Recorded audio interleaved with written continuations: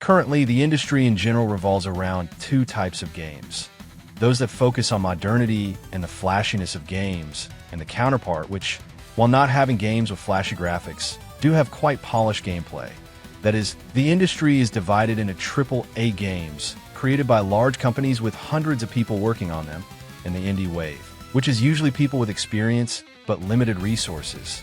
And in that sea of games that are created each year, some manage to stand out, as is the case with Shovel Knight, a game created by Yacht Club Games and financed through the Kickstarter platform, which raised in its campaign in 2013 the amount of $311,502, with a goal to start the game as $75,000. With all the extra amount they raised, it will serve to expand the game even further for free, which means that we're going to have updates for this game for a fairly long period and thus be able to enjoy this game more.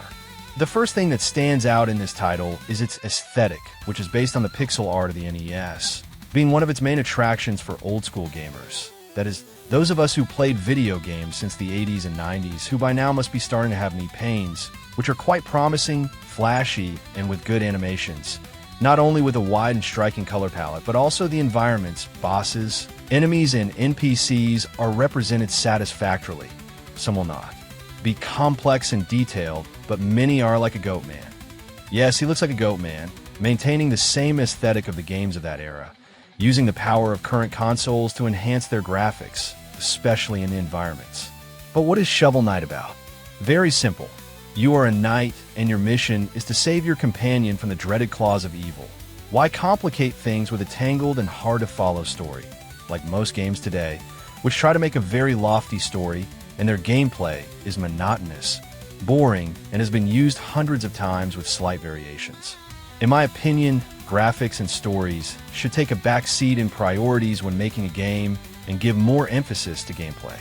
But nowadays, the goal is for a story to be epic, with dramatic changes and very flashy with high-definition graphics and textures, setting aside gameplay, which is what makes this medium stand out from other forms of entertainment.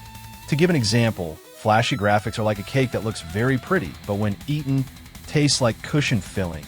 And if you ask, it's already been through many people's backsides. Obviously, if the gameplay is polished, its graphics are innovative, and its story is good, the formula is a winner. And in the case of Shovel Knight, the gameplay is fluid, fast, and gives a sense of power. The story focuses on the treasure hunter Shovel Knight, who was a legend long ago. But one day, he and his companion Shield Knight ventured to the Tower of Fate, where an amulet awakened a terrible magic, causing his beloved to disappear and destroying all the confidence and drive that the knight had, which forced him to retire from his profession. Due to the lack of a champion, the world was plunged into misery and conflicts caused by the Enchantress and her order of no quarter. So, seeing an opportunity to recover his love, restore peace, and resume his craft, Shovel Knight emerges from his depression and fights the tyrants. As you can see, an easy-to-follow story, but quite in keeping with the theme. It's a platformer, and the first things that will come to mind when you start playing are titles like DuckTales and Castlevania. The first because of the mechanic of being able to kill your enemies by jumping on them. But before landing on them, you have to press the directional pad down to kill them and prevent them from hurting you. And when you destroy them, they will give you jewels, which accumulate to buy items and relics. The second game mentioned reminds us of the essence of the medieval journey felt in the title, as well as collecting money and breaking walls with our weapon, which, to be honest, is the least conventional weapon they could find, the fearsome shovel. A weapon that helps us, in a nutshell, to whack our enemies, but it's also a very versatile item. It helps us break the locks of chests, break dirt blocks that get in our way, unearth treasures, knock down walls, and desecrate graves. No one said being a hero would be an easy job, because everyone knows that if you have a shovel, you have the right to loot cemeteries. The shovel's attack range is not very wide, but we can perform ground attacks, aerial attacks, or we can drop from the sky with our shovel pointing downward. And to this carnival of external inspirations, we add a bit of essence from the Mega Man and Super Mario Bros. 3 games. On one hand, the main levels will be guarded by one of the 8 Knights of the Order, who have joined forces to take over the kingdom. Yes, that's right, the same number as the Master Robots and the Koopalings. 8 must be a mystical, magical, musical number, or simply the easiest number to work with without becoming tedious. But unlike Mega Man, they don't have an affinity to some state of matter, but rather to a profession, which, in my opinion, gives originality to the title. The Order of No Quarter is composed of Specter Knight, a dead man revived with torn cloths, resembling death, who has a giant scythe and floats on the stage, tends to be somewhat sentimental for his undead condition. Mole Knight, who is obsessed with excavations, and his armor is very similar to that of a mole. He also has unique claws that allow him to develop his tastes and defend himself.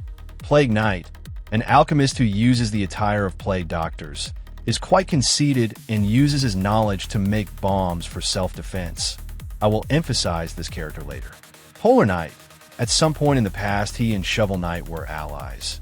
He is a man of few words, has a Viking appearance, and it's undeniable that his attire is suitable for his scenario, as is his weapon, which is a snow shovel.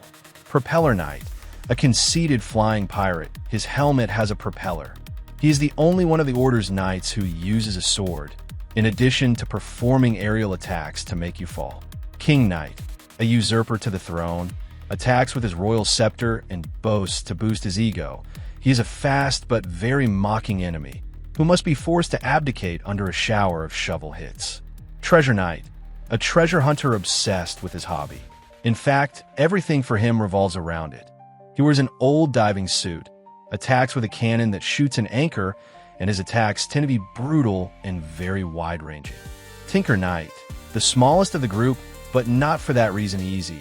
He is a learned inventor, capable of creating artifacts to compensate for his size. He attacks with wrenches, but has an arsenal of inventions at his disposal. And as you can deduce, each boss has its own original and quite flashy attacks, giving them that necessary level of challenge to create difficulty, as well as giving them identity and making them feel original in this medium. And the difference in sizes gives different sensations. Besides, how can you see this and not be reminded of Sigma in Mega Man X3? Each one guarding a level, which are inspired by some theme, such as a whale-shaped submarine, a medieval laboratory, a cemetery. Well, that one is very cliché, as is a castle, but they're passable, which are very well atmospheric and have characteristic details such as total darkness, wind gusts, frozen floors, gears, etc. And how could we forget our mortal and annoying enemy? The malevolent cliffs and spiked floors. Pam. I swear in this game, 90% of your deaths will not be caused by the bosses or enemies, but by these stage traps. Most of the time, you will constantly die by this means, which makes it frustrating at times. You won't lose lives because they're infinite, but maybe you will lose something more important, because when you die, part of your loot is taken from you and remains suspended in the air, so that you can recover it. But if you die again without grabbing it, it will disappear, and following the list of inspirations, we add Dark Souls. On some occasions, these winged bags become inaccessible to recover unless you make a suicidal jump, which causes future bags you leave behind to become impossible to grab, leading you to curse and pass them by when you die to avoid losing more money. The levels can be very extensive, and combined with the dangers of each one, they can become tedious, but each one has halfway points that help you resume your journey at that point. But if you want, you can destroy some of them with the bonus of having more money, but being a trap for greedy fools, because if you get killed later, you'll be set back even further, and in the end will lose the same amount you gained by breaking them. Each scenario will have secret rooms, where we can find Chester, a traveler who is hidden in some blue chest, who will sell us some relic, which when purchased gives you some special power, like a Mega Man. But these are not the boss's weaknesses, they just make the path easier. Although it is worth noting that one is quite powerful. This is the Phase Locket, which makes you invincible for 5 seconds, which combined with the Rambo strategy, makes the bosses cry against you. Each relic will consume different magic points, represented at the top, which can be expanded in the village by buying vessels, up to 100 magic points if you were already powerful. Now with this you're almost invincible, unless you fall into the abyss. How I hate them. Each one consuming different magic points. To get to these places, we must move around a main map, very much in the style of Super Mario Bros. 3, but without the shortcuts. where we can access the levels in a non-linear way. This helps the player not get frustrated when stuck on a level. So if you can't get through it, you can simply go to another level and try your luck. On this map, some travelers will appear whom we can fight against, or some bonus level to increase your wealth. Yes, like the dancing ants in Super Mario Bros. 3.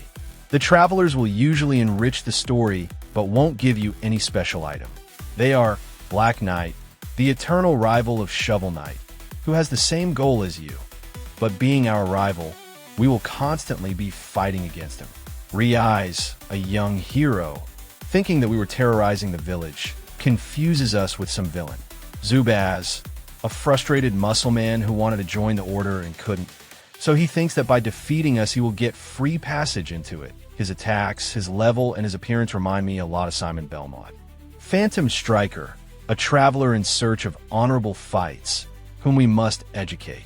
Hat Knight, a hat seller who gains different powers by changing his hat, so we will have to constantly change strategy to defeat him. When we defeat them, they will give us jewels, which allow us to buy items. As you see, even on the brink of destruction, people will still have a capitalist model. We can buy upgrades for our shovel, some relic, armors to improve our status, increases in our health bar, chalices for potions. All of these can be bought in the 2 towns we cross. And to give them more life, we interact with the local NPCs to immerse ourselves in the kingdom's plot and conflicts. A detail here is that all the characters speak according to the era.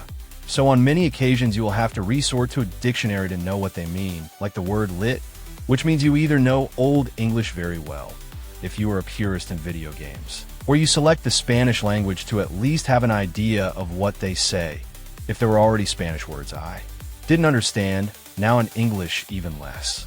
So I consider it very good that you have the option to put the game in your mother tongue.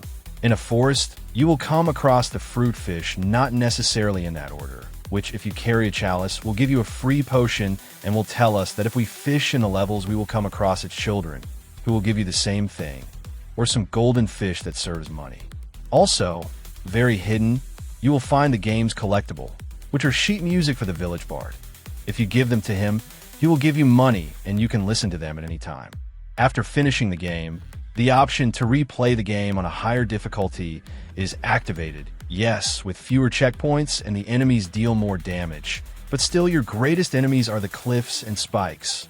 Proof that video games need reform, so there are fewer level traps, so that in the end we do nothing and steal their taxes, which is a pretty entertaining extra addition. The music is good.